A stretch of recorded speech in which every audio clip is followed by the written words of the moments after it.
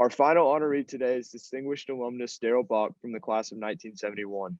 Dr. Bach is the Senior Research Professor of New Testament Studies at Dallas Theological Seminary, as well as Executive Director of Cultural Engagement for the Hendricks Center there.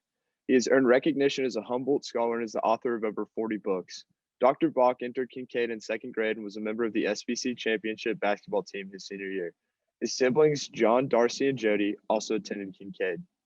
Now, please enjoy this short video about Dr. Bach's career and time at Kinkaid, and then we'll hear from him. Well, thank you to the Kinkaid Alumni Board and to my brother, who I have idolized almost all my life, and to my siblings who are here, and to Danny, who is a dear, dear friend. And I have to say to Michelle that your story is very much like my own story. We have never met, and I didn't know your story at all, but our family also lost our mother when I was in high school at Kinkaid. And so to hear your story and how you shepherded your family alongside the experience that I had, I can't wait to meet you and actually talk about this. This was a wonderful word that you gave to the students. So let me address you and just give you a hearty Falcon welcome. Exactly 50 years ago, I was sitting where you are. Not only was I taking classes, but had finished an SPC winning basketball season. If you didn't think that was important, it was all over that video. We were 21-4 that year, and we won the championship on a buzzer beater that I still remember quite vividly. Those last seconds were recorded on a thing called videotape and was replayed through another newly invented device called a video recorder, something few high schools had access to at the time. Kinkaid was always aware of the latest innovation. Was also a photographer for the Kinkaid yearbook. Some skills I developed and honed here are no longer a part of our world. I had learned to develop and print black and white photographs in a photo lab, even as the Polaroid camera did it automatically and came to replace the skill I had learned. You can ask your parents, or maybe even your grandparents, what a black and white photo is and what a photo lab was with all its smell of chemicals to make a white sheet of photo paper produce the recorded but unseen image in what was called a darkroom. My high school world was a time when rotary phones were cutting edge technology, and there was no such thing as a mobile phone. Computing was barely getting started. I was 13 years away from my first computer, which could hold all of 50 kilobytes on a floppy disk. But then there was my Kinkaid experience. The school had said it would prepare me for what would come. It did so by teaching me something that makes all humans unique. It taught me how to think, analyze, and be creative in doing so. During my time here, sitting where you are, I got to hear from people like Robert Frost, the poet, and George Bush, who at that time was our House representative from Houston, one day in the future to become the first of the Bushes to become president. As poet and politician, they each spoke of different ways about opportunities life would bring to us. What Kinkaid taught me and prepared me for was not only about what job I would one day hold, or where I might stand in society, or where my bank account, what my bank account might look like, or even specific skills I was developing that would end up being bypassed by cultural change in advance. Rather, it taught me how to respond to a dynamic world where change was said to be a given. Kinkaid alerted me to the world I was entering into and said, get prepared to think, analyze, and be creative. Now look at our world today. It is full of change from my time in your seat. The digital world has exploded in ways that have some claim we are not only in a period of change, but in a new era, an epoch where everything is being reconfigured. It is change on steroids, like the time of the invention of the printing press. That made books and learning more widely available. Our time is like the days of the Industrial Revolution, when mass production became possible and cities began to pull people from the countryside and farms. Or it is like the emergence of the travel revolution, when trains, cars, and planes meant that distance was no longer limited, and so many people's lives extended beyond the short radius of former eras. We live in an ever-compounding digital age where the world is both bigger and smaller at the same time. There are more of us, and we are more tightly connected than ever before.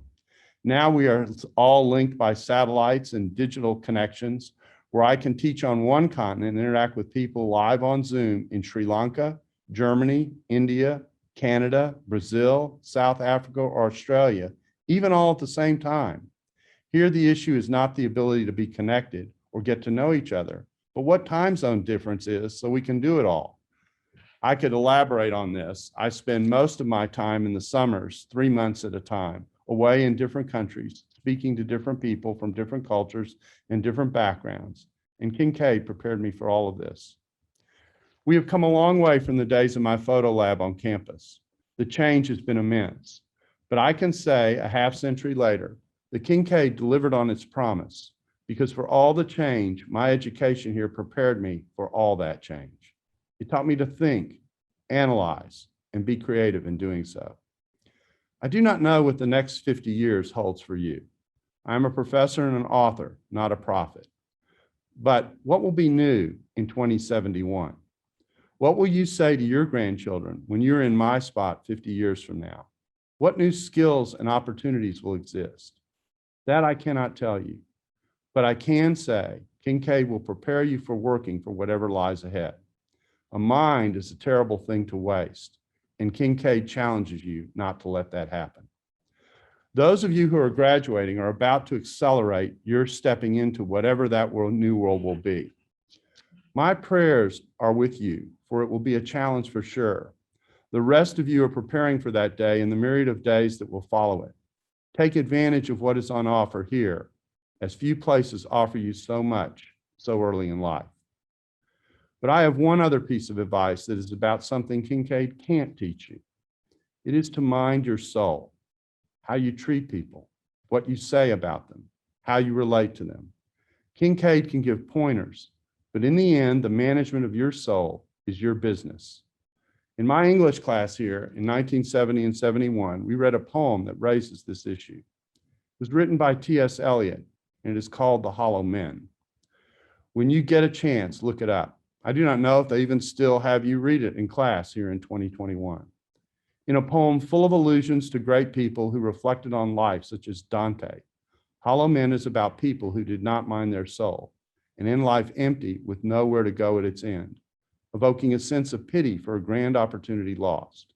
Its solemn close reads, "This is the way the world ends, not with a bang, but with a whimper." It is clearly not a note of victory or triumph. The hollow person is someone who never thinks about what is inside of themselves and how precious they are. In my faith tradition, it is the observation that we are made in God's image, an idea that for many is a vacuous statement because a reference to God is an empty remark. But the soul God made within us is what gives us the ability to think, analyze, and be creative.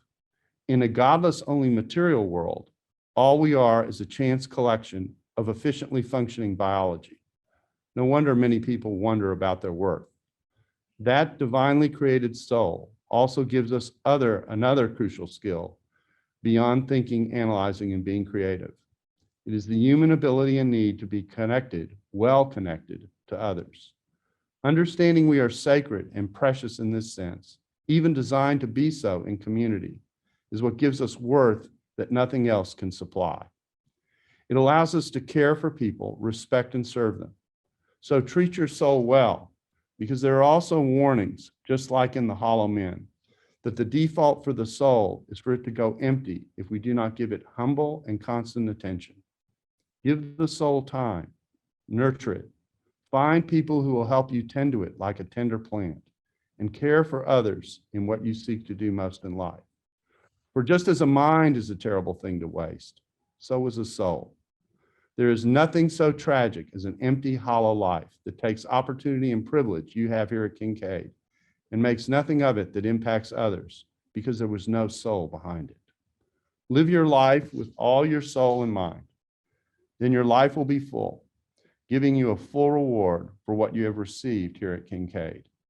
I wish you all the best in life, and I pray that your life may be as rich and as full as the life that Kinkaid prepared me for. Thank you.